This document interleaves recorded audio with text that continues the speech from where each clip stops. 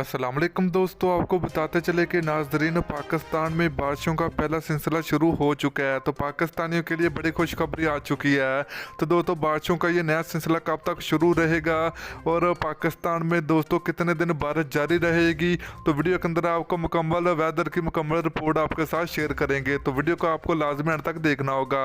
तो दोस्तों उससे पहले अगर आपने अभी तक इस वीडियो को लाइक नहीं किया तो वीडियो को लाइक करें, चैनल को सब्सक्राइब करें, बेल आइकन जरूर इनेबल करें ताकि आप लोगों को वीडियो का नोटिफिकेशन मिलता रहेगा। तो चलिए दोस्तों आपको बताते चले कि पाकिस्तान में दोस्तों बारिशों का पहला सिलसिला शुरू हो चुका है। तो दोस्तों इस वक्त पाकिस्तान के मौसम की बात करें तो पाकिस्तान का मौसम बहुत ही खुशहाल हो चुका है और पाकिस्तान में आने वाले 4 दिनों के अंदर एक बार फिर बारिशें शुरू हो सकती हैं। तो दोस्तों महकमा मौसमियात की एक बहुत बड़ी रिपोर्ट जारी हो चुकी है। तो दोस्तों बड़ी खुशखबरी, पाकिस्तान में बारिशों का पहला